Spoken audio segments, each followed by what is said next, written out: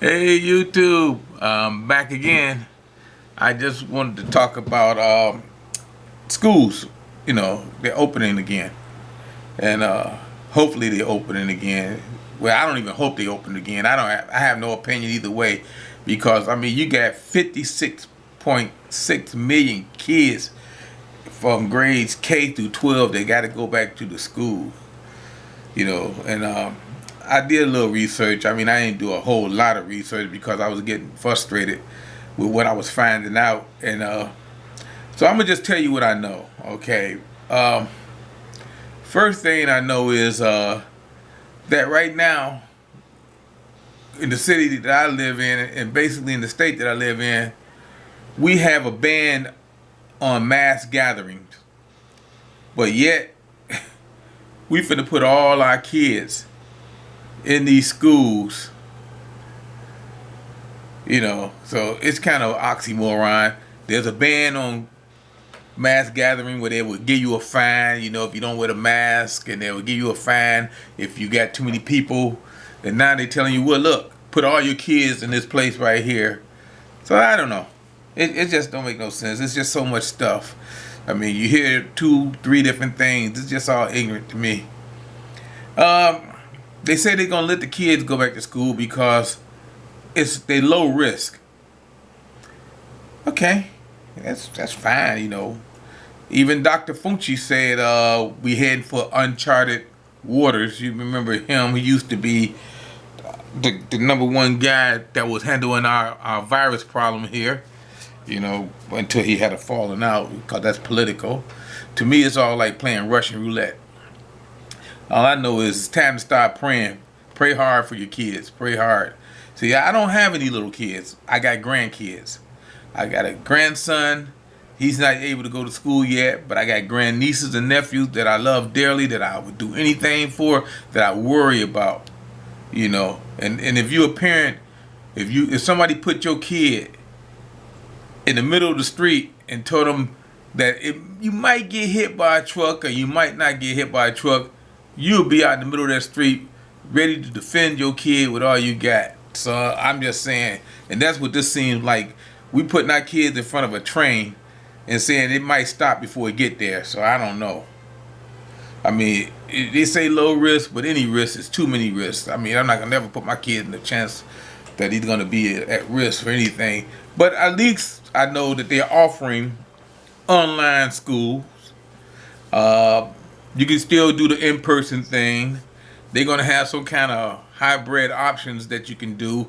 Probably a little bit of this and a little bit of that, where you go part-time, then do the rest online. I don't really know all the options. I mean, they haven't really went into depth. They say they're gonna do that in about 3 or 4 days. They're gonna do it, and they're gonna go into debt, because the country's already in debt. And I see where Los Angeles and San Diego is gonna start their schools with online schools in the fall, which is okay. But like I say, here we're gonna have to do it by county thing based on the risk factor, because we got some county like the county that I live in that mean we setting records every day. I mean, this virus, like I said, it's unchanged the way we live. It changed the way our school system teach, and it changed the way we're gonna be for the next few years. It ain't gonna happen. I mean, it's not gonna be over with the next week, next month. Nothing about this is easy, and that's about the bottom line. I mean, and I'm glad that I'm not one of the people that had to figure out how to get these kids into school, because they're not gonna be 100% safe. You're not even 100% safe when you go to work or go out your front door, and so you playing with fire when you playing with kids, because parents are like wolves. They would defend their young to the end. I mean, you don't fool around with people's kids. But it was some interesting information that I did find out. The 18% of the teachers in America, 18% is over 55. And another 27% of principals is over 55. and that put them in a high risk category, for this virus. So that's like 43%. So 43% of your educators are at high risk. So maybe kids might not be transmitting it to them each other, but they probably will be transmitting it among the teachers. So that's gonna be hard, because I did read where some teachers are retiring instead of going back to school. I did read that. So I don't blame them. I mean, this is something that we never faced before, and they can't even tell us if it's ever gonna come back again. Where it's gonna be a yearly thing. I mean, I really don't know. And then we got all this other stuff to deal with. But I just told you that I was going to look into it and find out a little bit more about what they're going to do as far as get these kids back in school, which I don't think they should right now. Now, our school, our year-round school, will start on August 24th, and then the regular school will start September 8th. So I want to see how that's going to work out. I want to see what they do, what's the plan. I mean, you can only have so many people in the classroom. I mean, I'm worried about them even getting to school, because we have busing here. I mean, we rarely have any kids walking to school anymore. I mean anymore. We got public school, Catholic school, private schools. So I'm just saying voucher schools. So our kids, basically, they mobile. They ain't like it was when I was a kid. I used to walk uphill both ways to school. You ever heard that? I know you heard that. In the snowstorm. Yeah. So anyway, I'm like, worry and pray for your kids, because I'm gonna be praying for everybody's kids, because this country's in crisis. And the lawmakers, I don't know, did they ever get back from vacation yet? They took a 2-week vacation and right after the 4th, and then I said they're gonna close down again in August.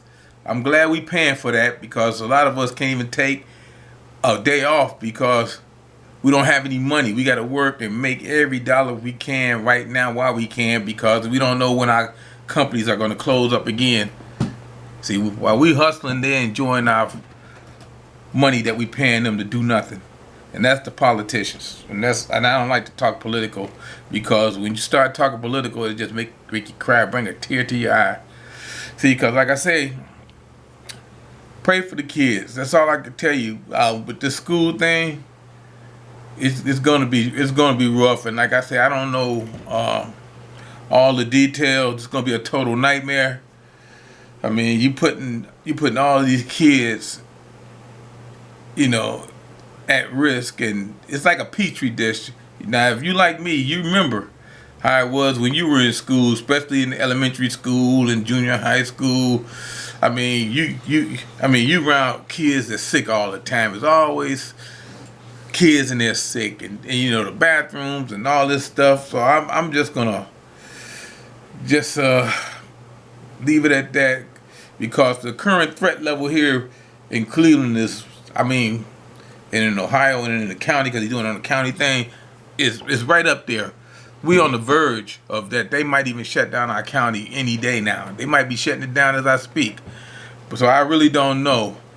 And that's about it. I just didn't want to get too long-winded, because I don't know a lot about what's happening, but I do know a lot that's not happening. Okay? So you guys have a good day. Thank you, YouTube.